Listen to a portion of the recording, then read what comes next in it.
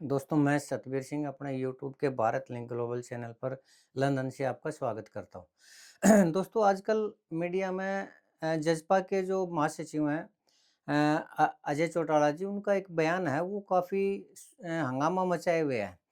उस बयान में उन्होंने महेंद्रगढ़ में कोई फंक्शन आयोजित किया होगा और उस बयान में उन्होंने ऐसा कुछ कहा कि जिसको देशद्रोह की स्थिति में लोग मानते हैं, खासकर विपक्षी पार्टियाँ। तो उनके बयान के आधार पर न सिर्फ सभी विपक्षी पार्टियाँ उनके खिलाफ मोर्चा संभाले हुए हैं, बल्कि बीजेपी ने तो और भी तीखे तेवर अपना रखे हैं। बीजेपी का कहना है कि वो पहले इसी बीजेपी की सरकार के अंदर थे, तब तो उनको देशद्रोह की बात याद नज़र नहीं आई, तब तो उनको इस तरह के कोई वो नहीं आए, तब तो उन्होंने पूरी मलाई खाई। और जब वो पार्टी ने उनको निकाल दिया और वो अलग राहें कर ली, तो आज उनको वो ऐसे देशद्रोही बयान दे रहे हैं और आज उनको बीजेपी के खिलाफ वो इस तरह का ज़हर उगलने लग रहे हैं।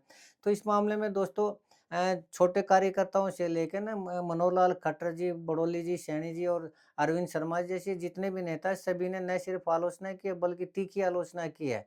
और सभी ने अजय चौटाला जी के खिलाफ काफ़ी कुछ कहा है और सिर्फ इतना ही नहीं, अजय चौटाला जी ने भी इस मामले में अपनी सफाई दी है कि उन्होंने कोई भी गलत बात नहीं की और बल्कि उनका बचाव जो उनके लड़के हैं दुष्यंत चौटाला जी, उन्होंने भी किया है कि अजय चौटाला जी ने कोई गलत बात नहीं की। उन्होंने तो जो भी कहा है वर्तमान परिस्थितियों के अनुसार और परिस्थितियों को देखकर ही कहा है, तो इसमें गलत नहीं कहा जा सकता।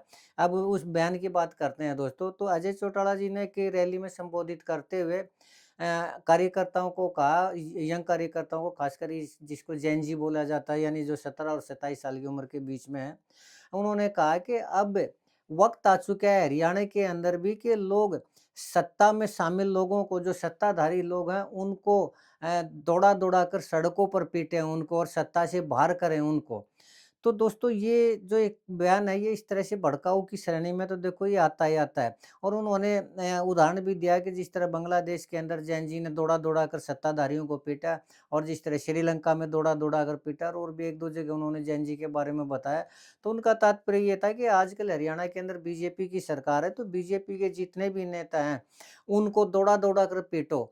तो ये एक लोकतंत्र के उसमें और एक ऐसी सरकार का व्यक्ति, जो प्रमुख व्यक्ति जिन्होंने खुद भी राज्य के अंदर राज किया है, जिसकी पार्टी ने, जिनके पिता मुख्यमंत्री रहे हैं और खुद उनके भी चर्चे काफ़ी रहे हैं। और जब वो सत्ता में थे तो तब तो उनको सब कुछ ठीक दिखाई दे रहा था, लेकिन जब अब वो सत्ता में भागीदार थे, खुद उनकी सरकार, खुद उनके इनेलो की सरकार का भी जब राज हुआ, तब तो उनको सब कुछ ठीक दिखाई दे रहा था। और उसके बाद जब 2019 से लेकर 2024 तक भी जब वो सत्ता में रह के न और सत्ता में भागीदार थे और जमकर उस चीज़ का बेनिफिट उठाया, काम करवाए, अपने लोगों के काम करवाए, तब उनको बिल्कुल ठीक नज़र आ रहा था। लेकिन जैसे उनको जनता ने करारी शिकस्त दी, उसी टाइम उनको सत्ता पक्ष के लोग हैं वो दुश्मन दिखाई देने लगे और जैन जी को वो भड़काने में लग गए कि इनको सत्ता से बाहर निकाल के दौड़ा-दौड़ा कर पीटा जाए। इस बयान को दोस्तों किसी भी रूप में ठीक नहीं कहा जा सकता और खासकर एक सीनियर लीडर, एक एक्सपीरियंस होल्डर व्यक्ति जो खुद सत्ता में रहा हो, अगर इस तरह की वो बयानबाज़ी करता है, तो कम से कम उनको अपने टाइम भी देख लेना चाहिए। जब उनका राज हुआ करता तो उस टाइम 1999 से लेकर 2000 तक, तब उस टाइम क्या उनकी पार्टी के ऊपर आरोप लगाया करते, क्या उनके खुद के ऊपर आरोप लगाया करते। खुद पब्लिक ये कहा करती कि वो अपराधियों को शरण देने लग रहे हैं, ये करने लग रहे हैं, चौटाला टैक्स के रूप में एक्स्ट्रा वो करने लग रहे हैं। तो उनके ऊपर जब इतने आरोप लगाया करते, तब तो वो उनको ठीक नज़र आया करता, अगर वो आरोप सच हैं तो। और अब जब वो सत्ता में नहीं है, तो सत्ता के खिलाफ वो इस तरह की बयानबाज़ी कर रहे हैं, तो मेरे हिसाब से तो ये बिल्कुल भी उचित नहीं कहा जा सकता। चाहे इसकी दुष्यंत चौटाला जी उसका बचाव करें या उनकी पार्टी का बचाव करें या फिर अजय चौटाला जी खुद भी उसके बारे में सफाई देते फिरें। हालाँकि अभी तक तो उन्होंने ये कहा है कि मैंने कोई गलत बात नहीं की, लेकिन 1-2 दिन में जब ज़्यादा वो हो लागू तो ये भी कह देंगे नहीं मैंने तो ऐसा बोला ही नहीं, ये तो मीडिया ने तोड़-मरोड़ कर पेश किया है। तो ये पुरानी आदत होती है नेताओं की, लेकिन फिर भी इस तरह के बयानों से जितना भी हो सके उतना बचना चाहिए। और जो भी सरकार होती है तो उसके खिलाफ विपक्ष की ये इस तरह की बयानबाज़ी तो होती ही होती है, लेकिन इतनी ज़्यादा कि सड़कों के ऊपर उतर के न उनको सत्ता से बाहर कार्यालयों से बाहर निवास स्थानों से बाहर निकाल के दौड़ा-दौड़ा के पीटें, उनको मारे, सत्ता से बाहर करें।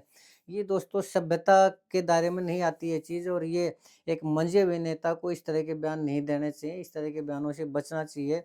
ठीक है, आज वो उसमें नहीं है, सत्ता में नहीं है, लेकिन कभी तो वो सत्ता में थे ना, लेकिन अगर इस तरह की बयानबाज़ी देंगे तो इससे खुद उनकी जो रेपुटेशन जो पहले भी उनके ऊपर आरोप लगते रहे हैं, तो वो एज़ इट इज़ उनकी जो बनी बनी रहेगी, इमेज बनी रहेगी और आने वाले टाइम में भी उनके लिए ये इस तरह की जो उनकी बयानबाज़ी, ये उनकी राह में रोड़ा ही बनती रहेंगी। लोगों में उनकी इमेज है, वो खराबी होती रहेगी और उतनी ही सत्ता से उनकी दूरी बढ़ती जाएगी। तो ख़ैर दोस्तों, वो एक समझदार आदमी है, उनको जैसा भी अच्छा लगे वो हो सकता है उन्होंने जो क्या ठीक लगा उन्होंने कह दिया हो। लेकिन मेरी तो समझ में नहीं आता कि इस तरह की बयानबाज़ी उचित है। तो इस तरह की बयानबाज़ी से बचना चाहिए अजय चौटाला जी को, बाकी जैसा उनको ठीक लगे। तो आज के लिए इतना ही दोस्तों, मुझे उम्मीद है कि आपको मेरा ये कहना ठीक लगा होगा। अगर आपको लगता है कि मैं ठीक कर रहा हूँ, तो आपसे अनुरोध है कि मेरे वीडियो को लाइक करें, शेयर करें, कमेंट करें दोस्तों।